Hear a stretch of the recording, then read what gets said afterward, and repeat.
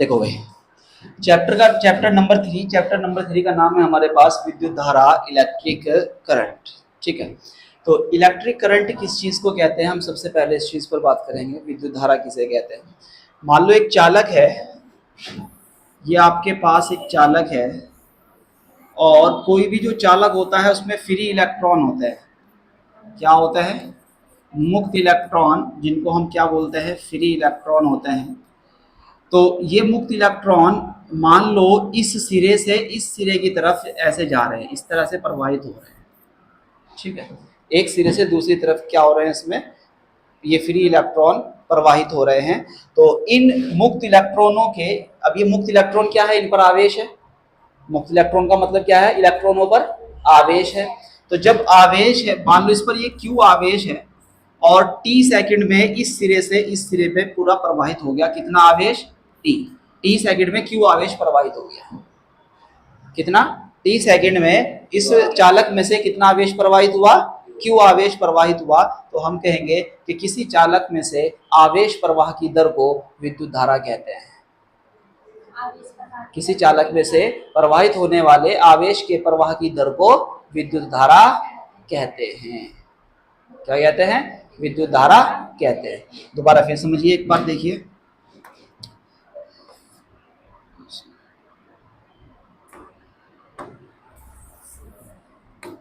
ये हमारे पास एक चालक है, और इस चालक में मान लेते हैं मुक्त इलेक्ट्रॉन है। ये क्या है, मुक्त इलेक्ट्रॉन। इस तरीके से काफी सारे मुक्त इलेक्ट्रॉन हैं, और ये जो मुक्त इलेक्ट्रॉन है, ये मुक्त इलेक्ट्रॉन इस डायरेक्शन में फ्लो कर रहे हैं। इस डायरेक्शन में क्या कर रहे हैं, फ्लो कर रहे हैं। ये देखो, फ्लो इस डायरेक्शन में फ्लो क्यों कर रहे हैं, वो एक बात की बात है। अभी मैं बता रहा हूँ, मान लेते हैं कि जो इलेक्ट्रॉन है, ये जो फ्री इलेक्ट्रॉन है, मुक्त इलेक्ट्रॉन, ये इस सिरे से इस सिरे की तरफ क्या कर रहे हैं, फ्लो कर रहे हैं, प्रवाहित हो रहे हैं, जा रहे हैं। ठीक है, अब मान लो t सेकंड में Q आवेश प्रवाहित हो गया। इलेक्ट्रॉन मतलब आवेश, इलेक्ट्रॉन पर क्या है, आवेश है। तो हम मान लेते हैं t सेकंड में Q आवेश प्रवाहित इस चालक में से हो गया। तो हम कहेंगे कि किसी चालक में से प्रवाहित होने वाले आवेश प्रवाह की दर को, आवेश के प्रवाह की दर को विद्युत धारा कहते हैं, और इसे I से प्रदर्शित करते हैं।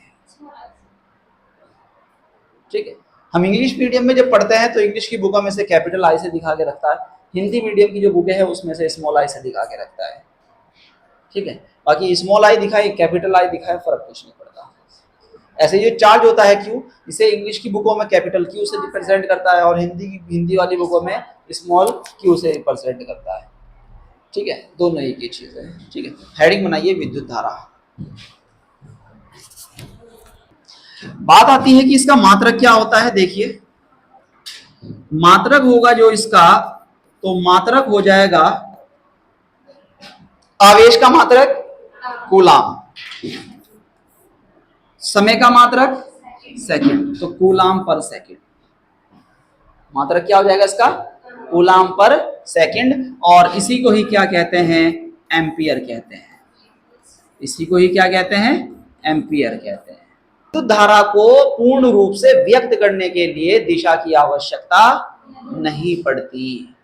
इसकी जो दिशा होती है वो सिर्फ ये बताती है कि इसमें इलेक्ट्रॉन किस डायरेक्शन से किस डायरेक्शन में फ्लो कर रहे हैं।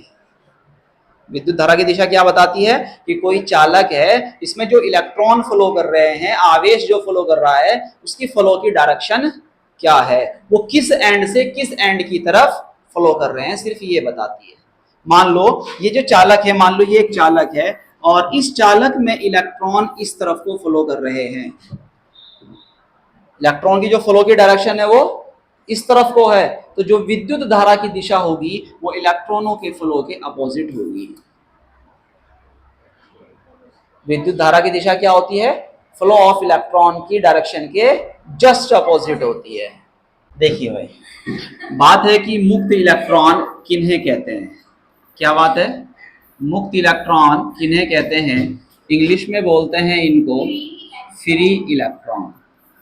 इंग्लिश में क्या बोला जाता है, फ्री इलेक्ट्रॉन। तो पहले तो हमें नाम से ही पता चल रहा है कि ये फ्री है या मुक्त है। हिंदी में कहें तो मुक्त है, और इंग्लिश में कहें तो फ्री है। किस चीज से फ्री है या किस चीज से मुक्त है? ये जो इलेक्ट्रॉनों पर नाभिक के द्वारा आकर्षण बल लगता है, उस आकर्षण बल से ये क्या हो चुके हैं? मुक्त हो चुके हैं, फ्री हो चुके हैं। तो ये इसलिए ये क्या है? मुक्त इलेक्ट्रॉन है।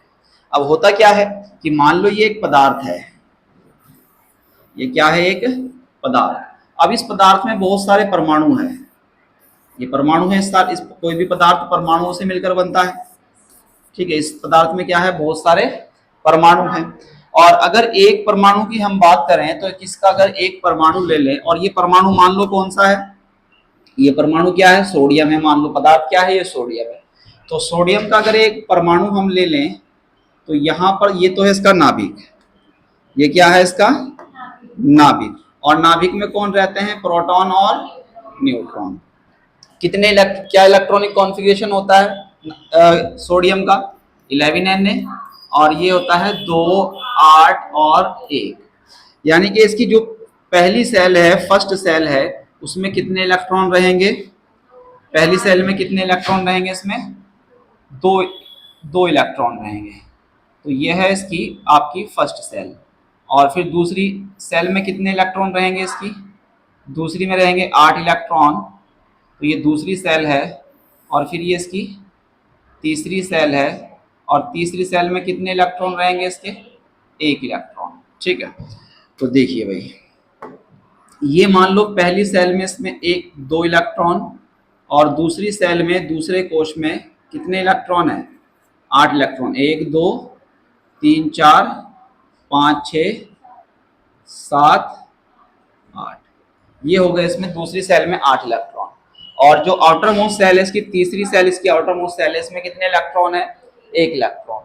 अब ये जो इलेक्ट्रॉन है ये नाभिक के चारों ओर चक्कर काट रहे हैं, ठीक है। तो जैसे ही हम इस पदार्थ को रगड़ते हैं या इसको गर्म करते हैं, तो गर्म करने पर या रगड़ने पर इस पदार्थ को क्या मिलती है? ऊर्जा मिलती है। उसी ऊर्जा को ये जो परमाणु का बाह्य कक्षा का इलेक्ट्रॉन है, ये उस ऊर्जा को अपने अंदर ग्रहण करता है। और अगर वो ऊर्जा इतनी मात्रा में है कि ये अपनी कक्षा को छोड़ सके, जो ऊर्जा इसे मिली है उसकी मात्रा इतनी है कि इसे कक्षा छोड़ने के लिए पर्याप्त हो, कक्षा छोड़ने के लिए क्या हो? पर्याप्त हो। तो ये इलेक्ट्रॉन क्या करता है?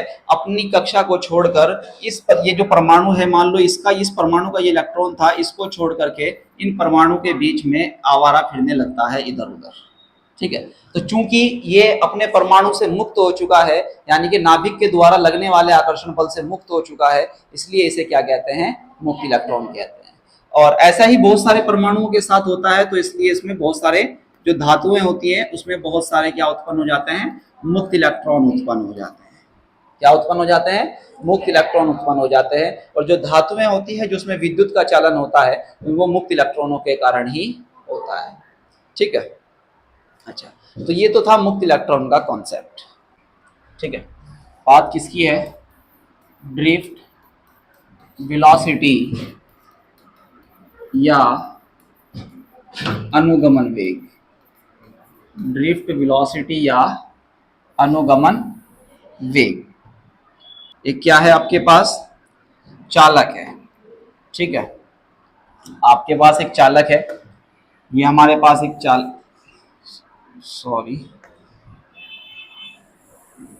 ये आपके पास एक चालक है, ठीक। और ये चालक के 2 एंड है, ठीक। अब जब कोई चालक होता है तो कोई भी पदार्थ होता है, कोई भी पदार्थ किससे मिलकर बना होता है? परमाणुओं से मिलकर बना होता है, यानी कि एटम से मिलकर बनता है, ठीक है। तो मान लो ये इसमें एटम्स हैं, ये क्या है? इसमें एटम्स हैं। ये इसमें क्या है? एटम्स हैं।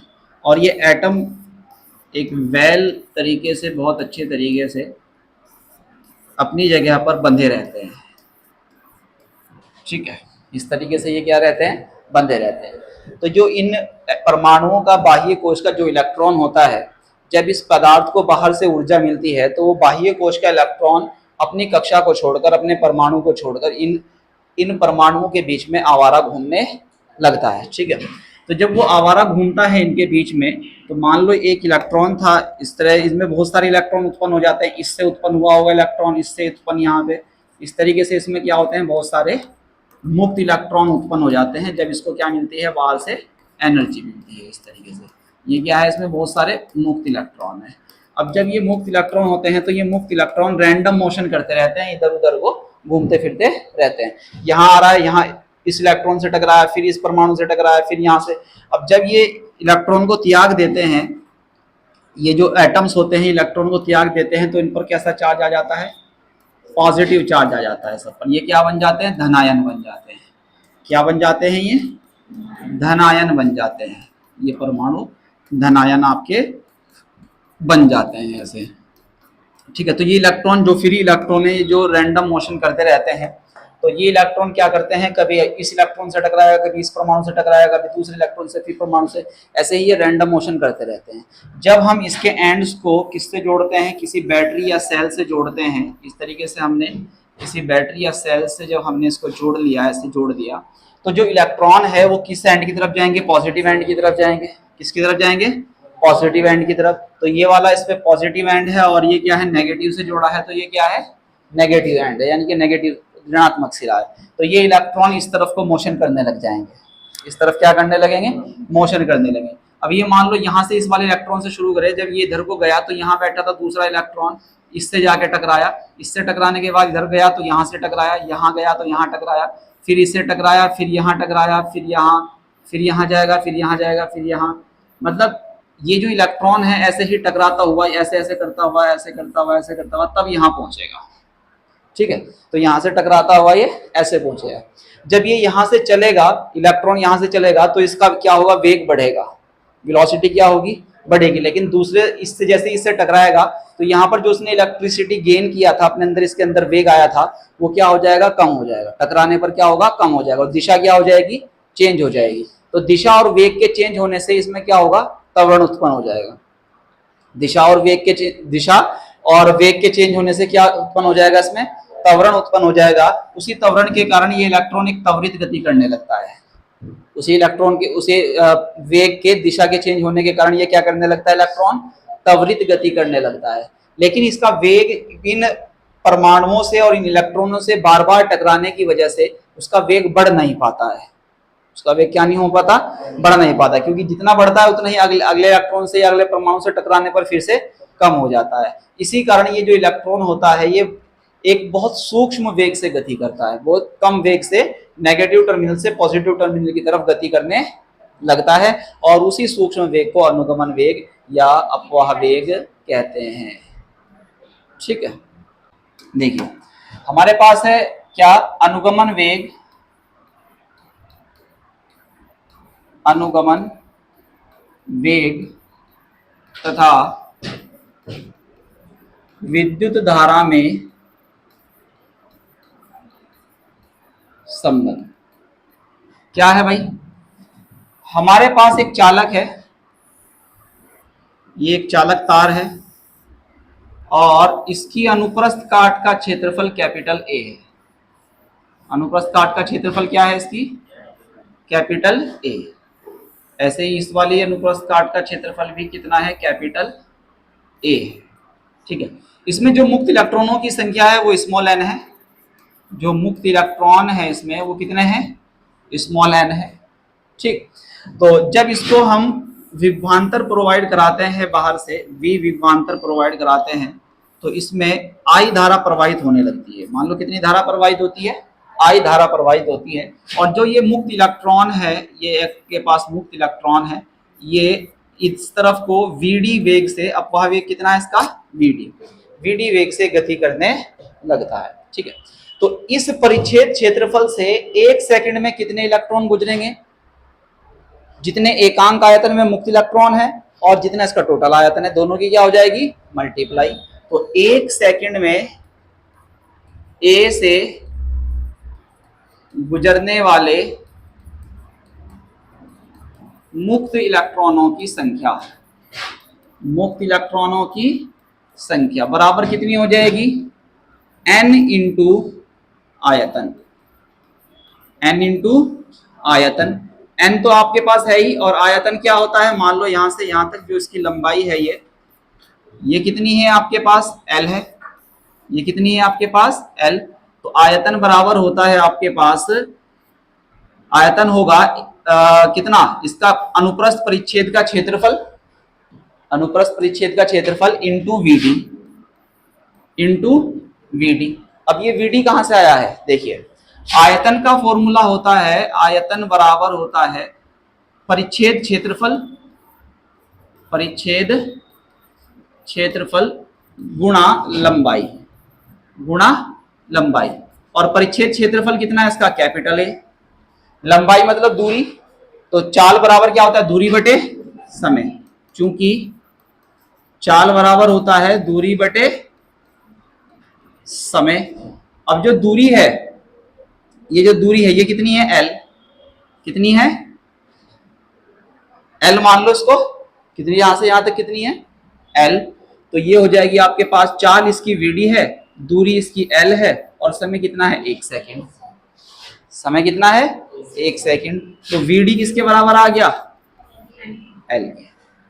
वीडी किसके बराबर आ गया, एल के। तो इसलिए हमने यहां डायरेक्ट रख दिया ए इंटू वीडी, ए इंटू वीडी। ठीक, तो 1 सेकेंड में कैपिटल ए से गुजरने वाले मुक्त इलेक्ट्रॉनों की संख्या आ गई N A V D, N A V D. ऐसे ही हम क्या लिखेंगे, टी सेकेंड में कैपिटल ए से गुजरने वाले मुक्त इलेक्ट्रॉनों की संख्या कितनी हो जाएगी, टी से मल्टीप्लाई हो जाएगी, N A V D into T, V D into T. ये तो आ गई टी सेकंड में गुजरने वाले मुक्त इलेक्ट्रॉनों की संख्या। इलेक्ट्रॉनों पर क्या है, आवेश, कितना, ई। तो टी सेकंड में कितना आवेश गुजरेगा, तो टी सेकंड में ए से गुजरने वाले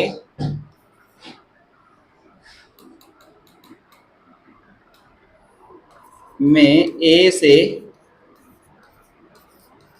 गुजरने वाले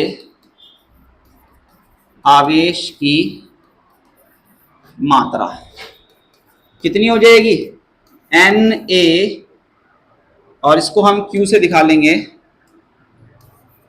क्यू बराबर N A V D T E. एक इलेक्ट्रॉन पर कितना आवेश होता है, ई। टोटल कितना आवेश हो जाएगा, इलेक्ट्रॉनों की संख्या गुणा आवेश, और इलेक्ट्रॉनों की संख्या कितनी है, N A V D into T. ये इलेक्ट्रॉनों की संख्या है, तो इसमें ई से गुणा कर देंगे, तो 1 सेकंड में, सॉरी टी सेकंड में गुजरने वाले आवेश की मात्रा आ जाएगी। अतः चालक में प्रवाहित विद्युत धारा I बराबर क्या होता है, Q अपॉन T। तो I बराबर Q की वैल्यू कितनी है, N A V D T E upon T, T से टी कैंसिल, तो I बराबर क्या आ जाएगा, N E A V D. यही क्या है, विद्युत धारा और अनुगमन वेग में संबंध है। ठीक है, नोट करो। देखिए भाई, ओम का नियम, ओम का नियम क्या होता है, ओम का नियम, ये मान लो हमारे पास एक चालक है, क्या है, चालक, और इस चालक के सिरों पर हम V विभवांतर वाला कोई स्रोत से इसको जोड़ रहे हैं। ये जो हमने बैटरी या सेल जिससे हमने इसको जोड़ा है, इसका विभवांतर कितना है, V। कितना विभवांतर है, V। और V विभवांतर देने पर मान लो इसमें प्रवाहित विद्युत धारा I है। इस चालक में कितनी धारा प्रवाहित हो गई, I विद्युत धारा इसमें प्रवाहित होती है। ताप इसका कांस्टेंट है, ताप में कोई परिवर्तन नहीं है, ताप इसका क्या है, नियत है। ताप इक्वल्स टू क्या हो गया, नियत, कांस्टेंट।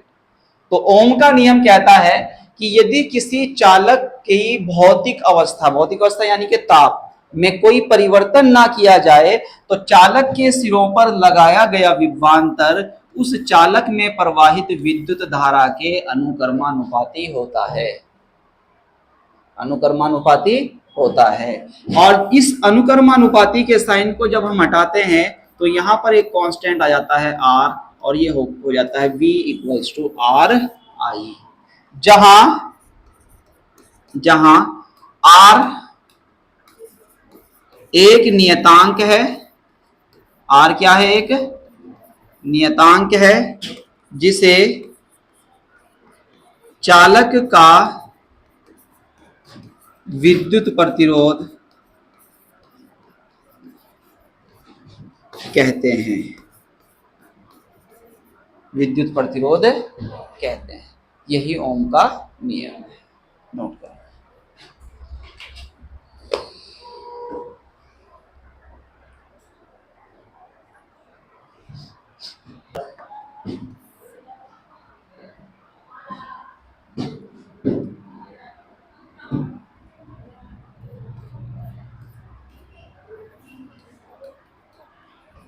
अपवाह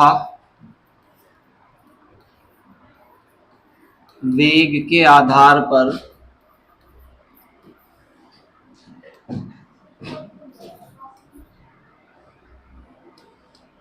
ओम के नियम की व्युत्पत्ति, ओम के नियम की व्युत्पत्ति। हम मान लेते हैं कि हमारे पास ये एक चालक है और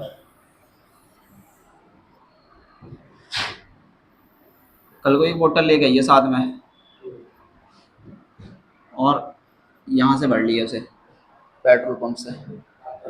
हाँ ठीक है, ये आपके पास चालक है, क्या है, चालक। ठीक, अब ये जो चालक है इसकी अनुप्रस्थ काट का क्षेत्रफल कितना है, कैपिटल ए। अनुप्रस्थ काट का क्षेत्रफल कितना है, कैपिटल ए है। इसकी लंबाई कितनी है, स्मॉल एल है। लंबाई कितनी है इसकी, स्मॉल एल है। जब हम इसके सिरों के बीच V विभवांतर लगाते हैं, कितना विभवांतर लगाते हैं, V विभवांतर लगाते हैं तो इसमें I धारा प्रवाहित होने लगती है। कितनी धारा प्रवाहित होने लगती है, I धारा प्रवाहित होने लगती है। अब मान लो इसमें जो मुक्त इलेक्ट्रॉनों की संख्या है वो स्मॉल n है। जो मुक्त इलेक्ट्रॉनों की संख्या है वो कितनी है इसमें, तो मुक्त इलेक्ट्रॉन जो है वो स्मॉल n है, और मुक्त इलेक्ट्रॉनों का जो अपवाह वेग है वो Vd है। मुक्त इलेक्ट्रॉनों का जो क्या है, अपवाह वेग है, वो क्या है, Vd है। तो I बराबर क्या होता है हमारे पास, NeAVD, NeAVD। समीकरण नंबर 1, समीकरण नंबर 1 देखिए, चूंकि V upon E equals to हमारे पास होता है L। V upon E equals to क्या होता है हमारे पास, L। तो यहां से E इक्वल्स टू हो जाएगा L upon V upon L। क्या हो जाएगा, V अपॉन L। इसलिए तो जब इसमें ये विद्युत क्षेत्र होगा इसके भीतर, ये विद्युत क्षेत्र क्या करेगा, हर एक इलेक्ट्रॉन पर विद्युत बल अप्लाई करेगा। अतः प्रत्येक मुक्त इलेक्ट्रॉन पर लगने वाला विद्युत बल, लगने वाला विद्युत बल F बराबर हो जाएगा, F बराबर क्या होता है हमारे पास, Q इंटू ई। विद्युत बल का सूत्र क्या होता है, Q इंटू ई। तो F बराबर होगा Q, ये E की जगह V अपॉन L रख देंगे, QV upon L, QV upon L। कोई दिक्कत परेशानी इसमें। अतः इस बल के कारण, इस बल के कारण इलेक्ट्रॉन में उत्पन्न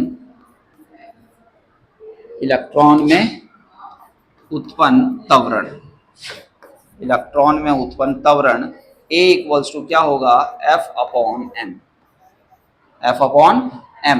अब f की जगह हम ये रख देंगे तो a बराबर यहाँ से हो जाएगा a इक्वल्स टू m, तो m ही रहा, और f की जगह ये रखेंगे q v अपॉन l। इसकी मल्टीप्लाई यहाँ हो जाएगी तो a बराबर हो जाएगा q v upon M L, Q V upon M L. अब देखिए गति के प्रथम समीकरण से, गति के प्रथम समीकरण से, गति का प्रथम समीकरण कहता है कि v equals to U plus A T, U plus A T. ये जो मुक्त इलेक्ट्रॉन होता है जब तक इस पर विभवांतर हम नहीं लगाते तब तक ये किस में रहता है, आपके पास मान लो इसका जो प्रारंभिक वेग है वो क्या है, जीरो है। प्रारंभिक वेग क्या है, जीरो। तो u इक्वल्स टू इसमें क्या है, जीरो। u इक्वल्स टू क्या है, जीरो। जब हम इसके सिरों पर विभवांतर लगाते हैं तो विभवांतर लगाने पर इसमें वेग उत्पन्न होता है और उस वेग को क्या कहते हैं, अब वह वेग vd। तो यानी कि इसका जो अंतिम वेग है वो vd है। v इक्वल्स टू क्या है आपके पास, vd है। v इक्वल्स टू क्या हो गया, vd। a इक्वल्स टू आपको यहां से मिल गया Q V upon M L. a equals to क्या हो गया, a इक्वल्स टू है Q V upon M L, और टी, टी क्या होता है, श्रांति काल। टी क्या होता है, समय, श्रांति काल। तो टी इक्वल्स टू इसमें हो गया, श्रांति काल को किससे दिखाते हैं हम, टॉ से। श्रांति काल को किससे दिखाते हैं, टॉ से। तो इसकी जगह हम यहाँ रखेंगे v equals to V D equals to U equals to zero plus a की जगह रखेंगे Q V upon M L, और t की जगह रखेंगे हम टॉ। की जगह हम क्या रख देंगे, टॉ। तो वी डी इक्वल्स टू हो जाएगा Q V tau upon M L. V D का मान समीकरण एक में रखने पर, समीकरण एक में रखने पर I equals to N E A, और यहाँ पर जो वी था, वी की जगह हम क्या रख देंगे, Q V tau upon M L, upon M L. अब ये क्या है, ये इलेक्ट्रॉन पर उपस्थित आवेश है क्यू, तो इसकी जगह भी हम ई आ जाएगा N E A E V tau upon M L. तो ये हो जाएगा I equals to N E square V tau upon M L. ठीक, अब इस एम एल को इधर ले जाओ, देखिए एम एल को हम यहाँ पर ले आएंगे और ये हो जाएगा N E square tau equals to, tau equals to, अच्छा एक ए छूट गया इसमें, N E square A, N E square A टॉ।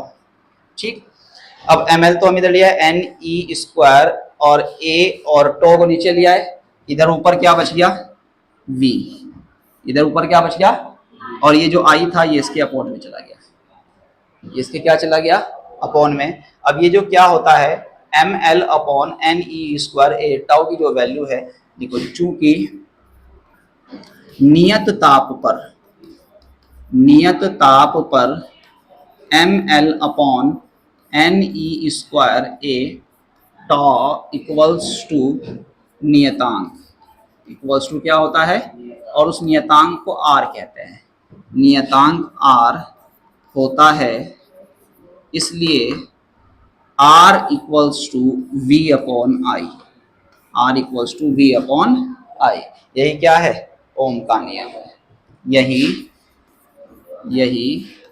ओम का नियम है, यही हमें सिद्ध करना था। ठीक है,